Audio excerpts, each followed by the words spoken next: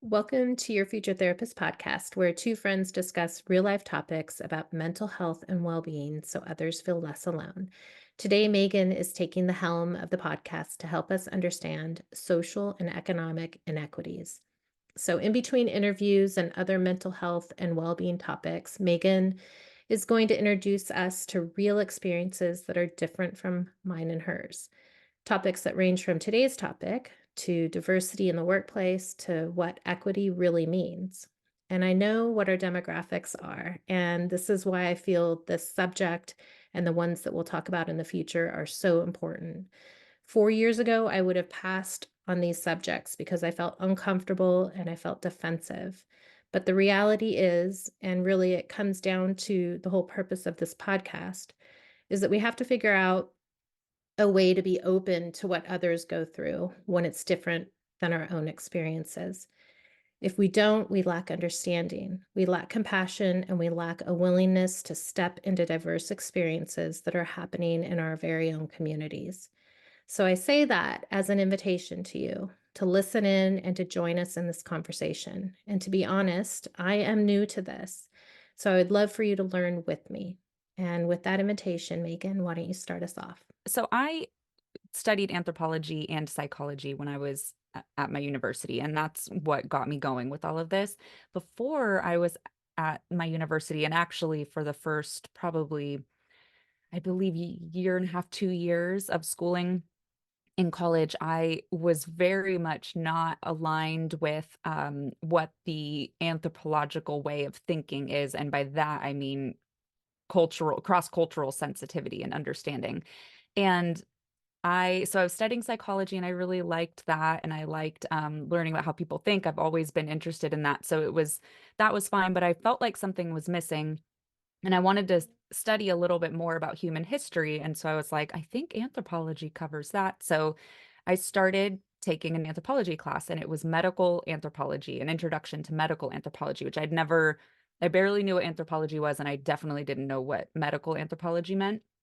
And up until this point, I had regularly made like sexist jokes against women and thought that that was funny and thought that that made me like one of the cool girls. And when I was younger, I had made racist jokes before, not because I actually genuinely felt that way, but because everybody around me was. And everyone was laughing. And I was like, oh, this is just part of society's humor. And so I was very much not somebody that immediately latched on to what cultural anthropology was trying to teach me.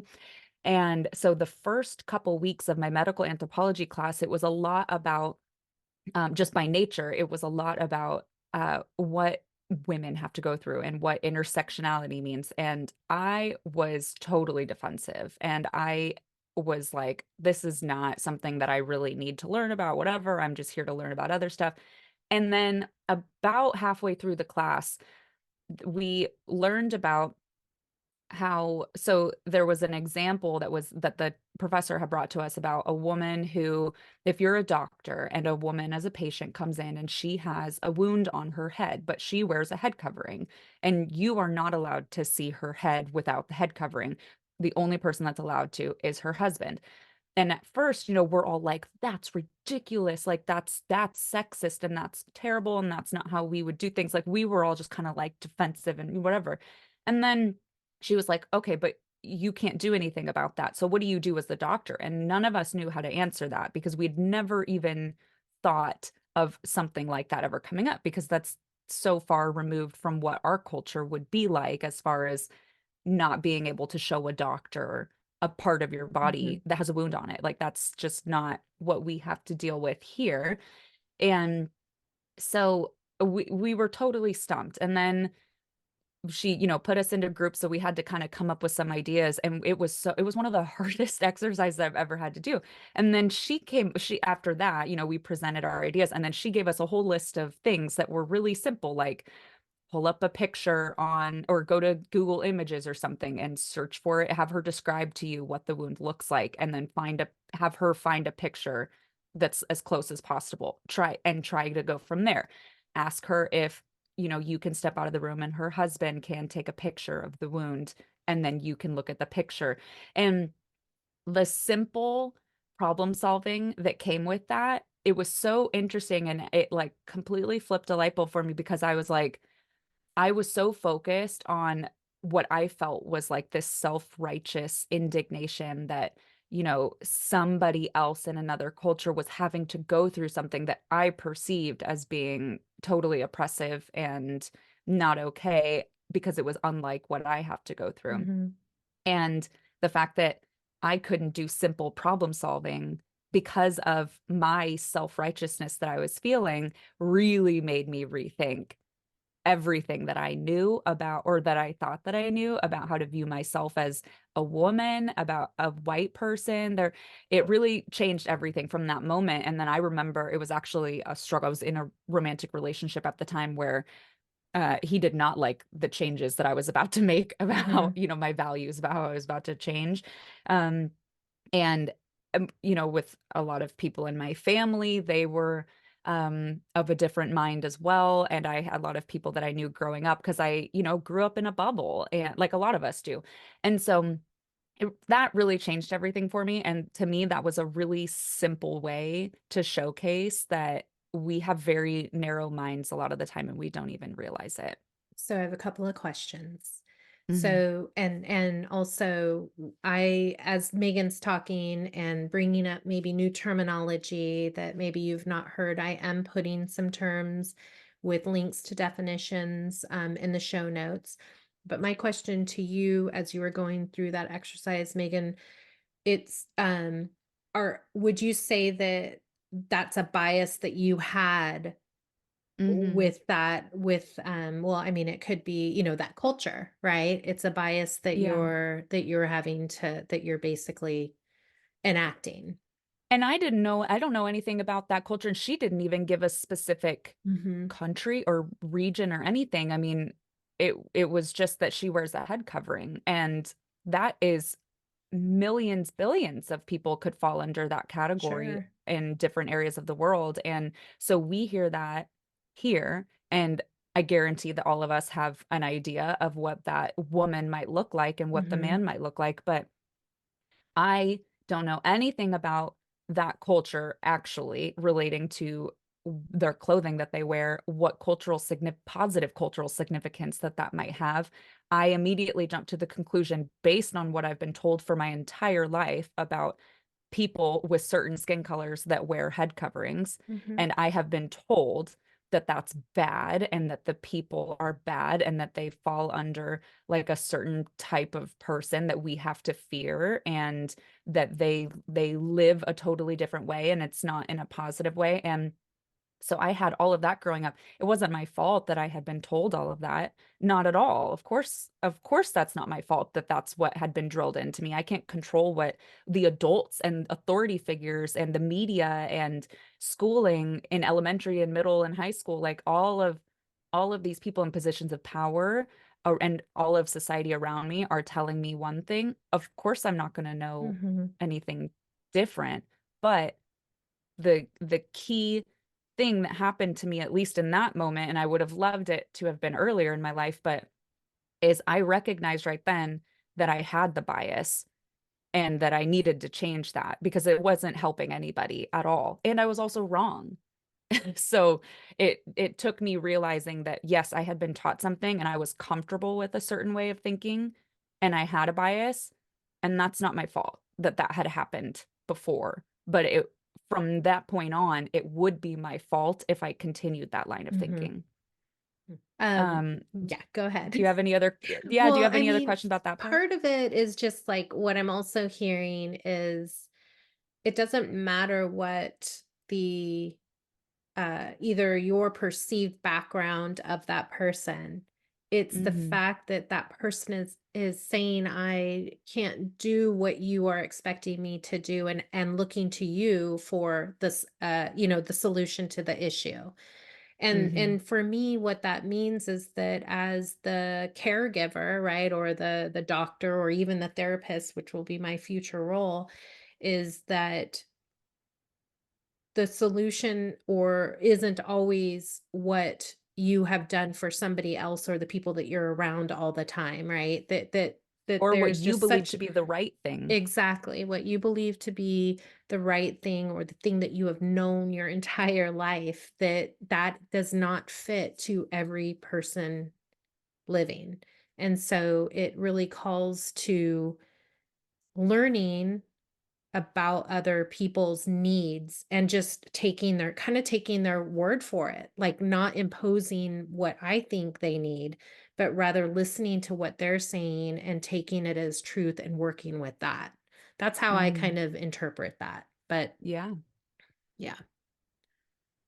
So that was a big awakening for me, like kind of like part one, part two of my life. Mhm. It was that was a big shift. And I'm so grateful that I happened to take that class. It was like one of the classes that was available during the summer term. And, I was like, okay, I'll just sign up for this. It's gonna be required at some point to take it. So I just took it without I had no idea what it even was. And it was one of the best things that ever happened to me. So I'm really glad that I took that class. And when I had that light bulb moment, that I moved forward in a different way. I changed course. And that's all that it took was just deciding, okay, time to learn something different. And that's okay. It was scary and weird. And like I said, it impacted other relationships that I had, but that was what needed to happen in order for me to move and grow forward into like the next phase of person that I needed to be. It's okay to let go of other things that you've been told or taught, or other friendships or relationships or whatever that you have. It's okay to let go of those things if they're not benefiting you in a positive way anymore. I take that from it as well, on a personal level. Mhm. Mhm. I take that from it. So that was medical anthropology. That's an example of what, um, you know, the medical anthropology subsect of anthropology, what it can teach you. And so that was really interesting. And I took a lot more medical anthropology classes after that. But then food anthropology is another really interesting way to interesting. It's sad. A lot of these are sad ways to also realize what's going on in the world around you.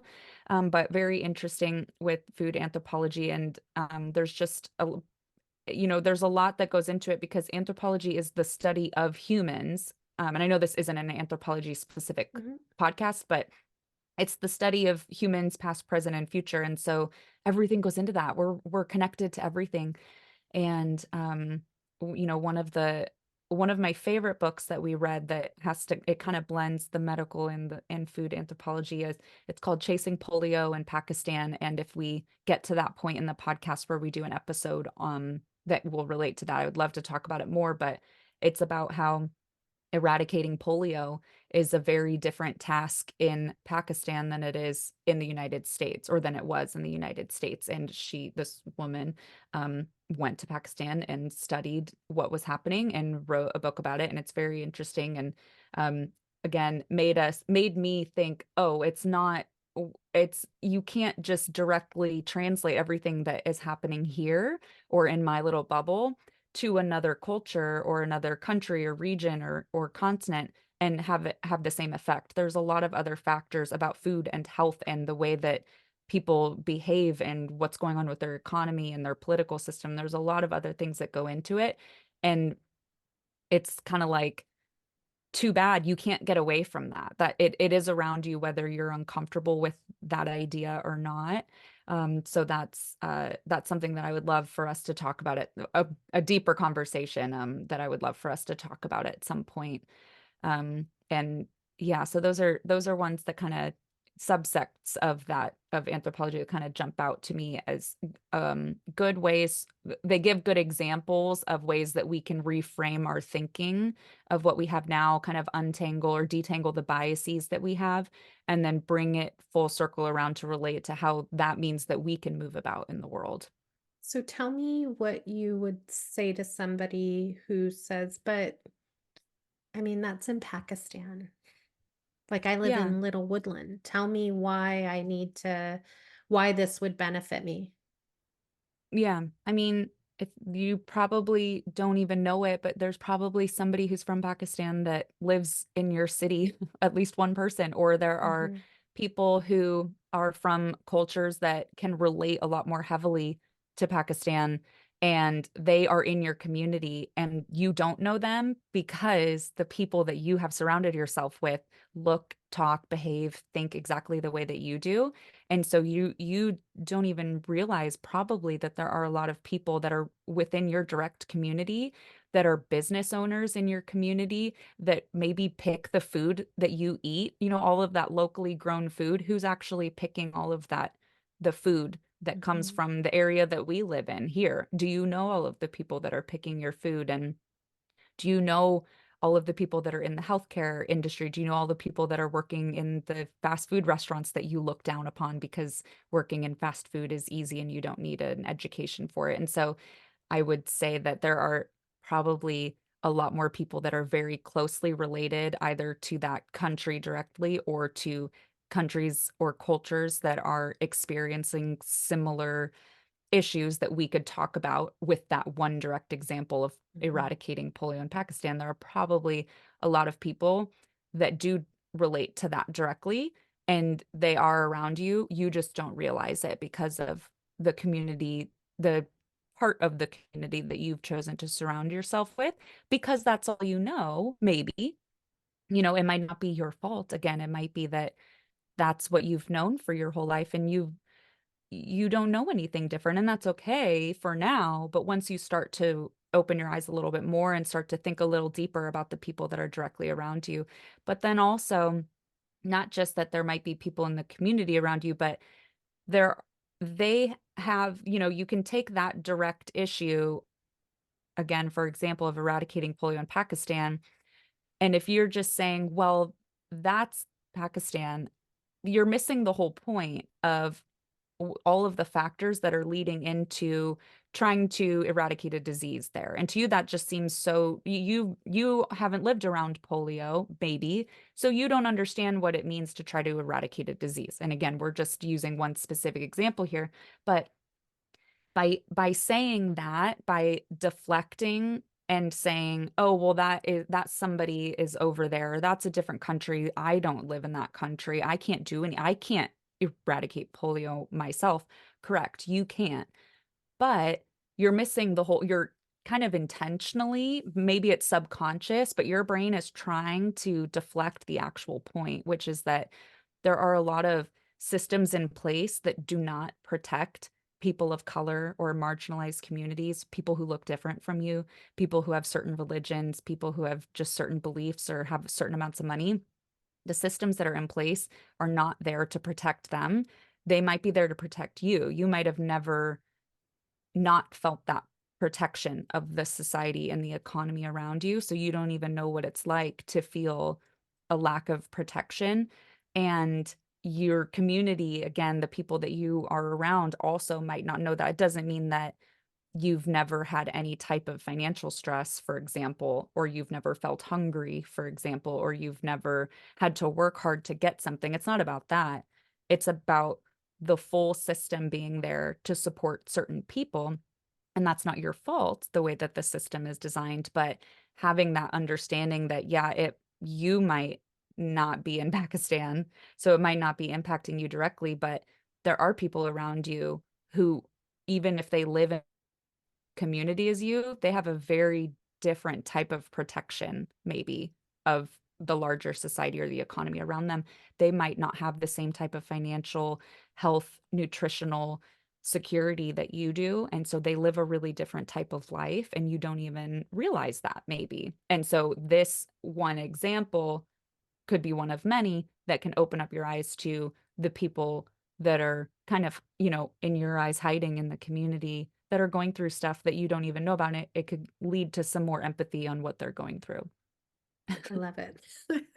Sorry, that was a lot of words. No, I think it's so you're able to express this in a way that um I don't know, it just touches my heart, right? When you talk about these things and how important it is to listen and to not Mhm. immediately jump into our biases and to recognize that not everybody has the same privilege and the same upbringing that I have, right? Like it's so important to recognize that my experiences are not everybody else's experiences.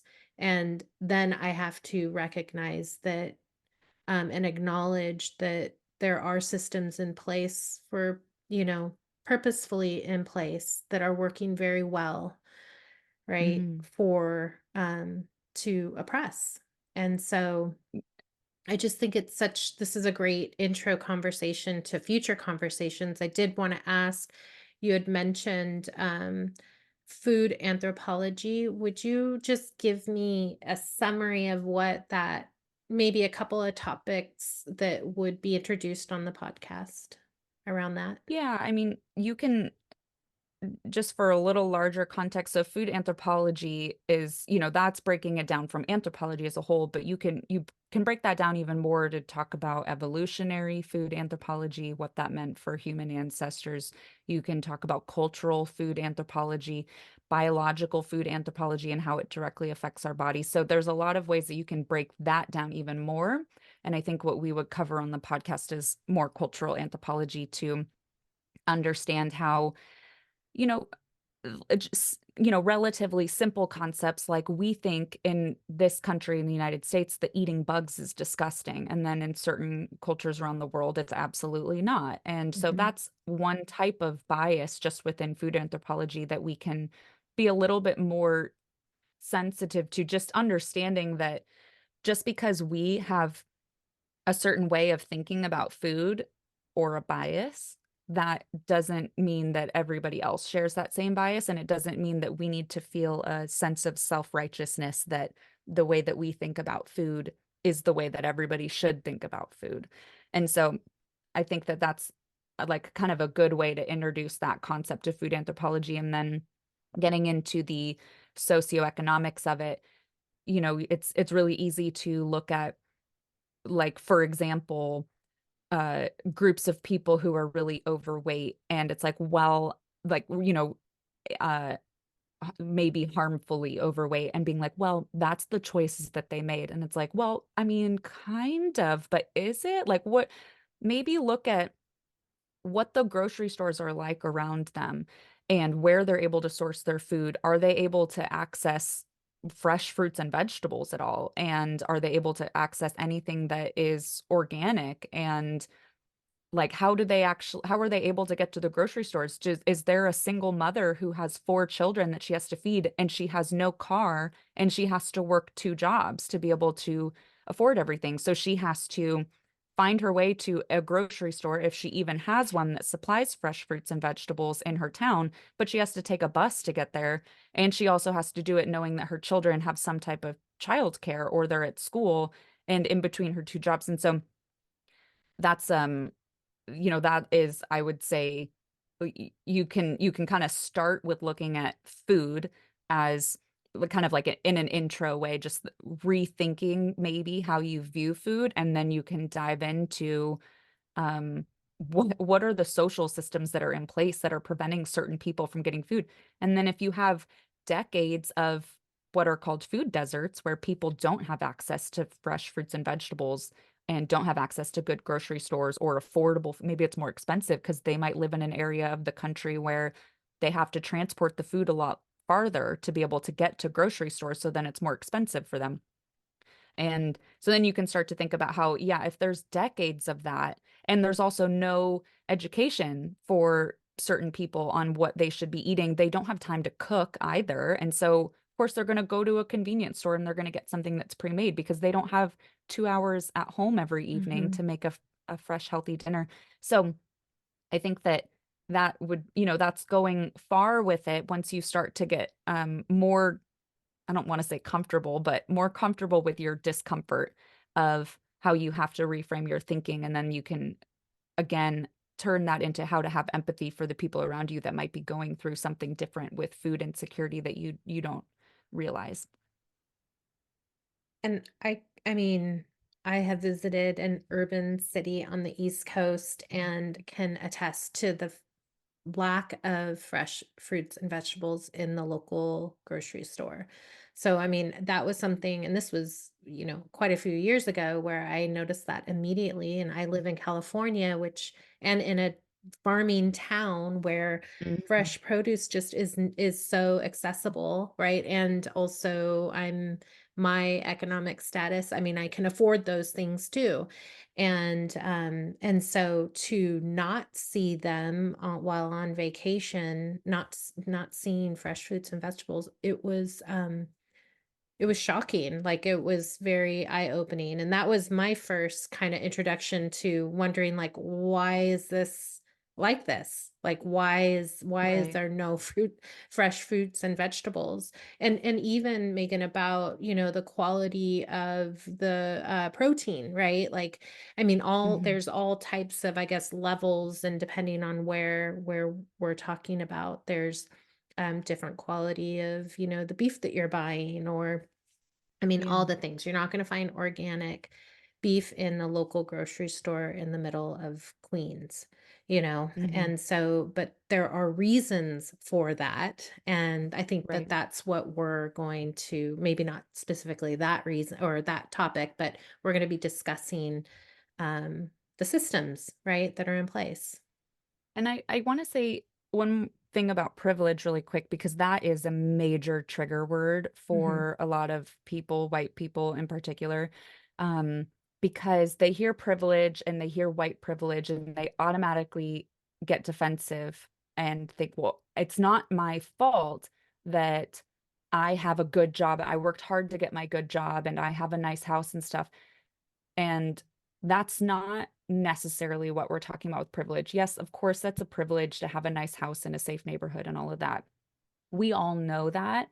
And we all grow up like, oh, I'm so grateful and I'm so blessed for having food on the table and having a safe house, a roof over my head and stuff. That's a really basic way of thinking about it. And we all know that. We can move past that. So if you hear the word privilege, I encourage you to not let your hackles raise and automatically feel like you're being attacked for your whiteness, and instead think about the deeper hidden levels of what that type of privilege, perhaps for your skin color, perhaps for your gender, for your ethnicity, what that privilege might benefit for you. So if you're a white person and you're walking around a store, you most likely, this is of course not for every person on the planet, but you most likely don't have to feel like the people who work at the stores are going to be following you and targeting you, assuming that you're going to be doing something wrong or shoplifting. If you're a black person, you're probably always thinking about that. And you're probably always assuming, because it's probably true in a lot of instances because of biases that white people have.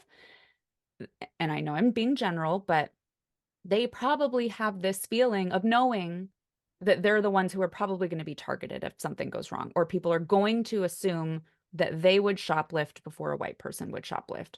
Or if you are a black person walking down the street and there's a white person walking towards you, and a lot of times a white person will cross and walk on the other side of the street because they immediately feel like they might be in more danger because of everything that they've been told throughout their whole lives. And so that's the sort of hidden systemic level of privilege.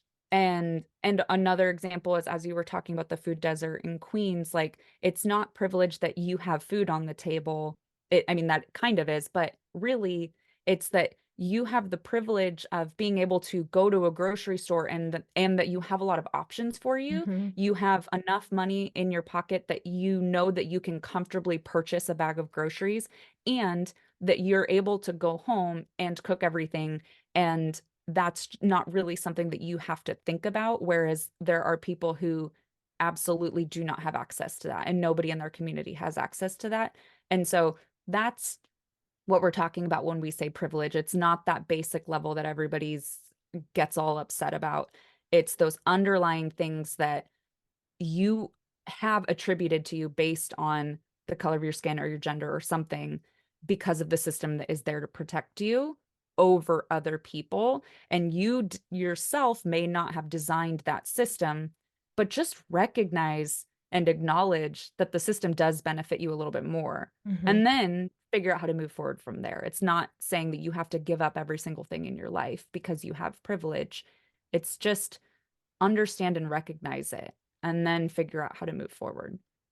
And I think that's what we're asking listeners to do, right? Is to have Yeah. that open mind. And yes, we acknowledge like the topics that we're talking about might or will feel uncomfortable and you might feel defensive. I mean, all the things I kind of talked about in the intro to the episode, it's yes. I mean, it makes, used to actually make me feel very guilty, but I also didn't understand it to the level that you just expressed and explained, Megan. And once I could get to that point, it made sense that it's not about me, although I do have those privileges. What it's about is that there are people that are not given the same opportunities that I have been given. And I have been using those opportunities unaware, totally unaware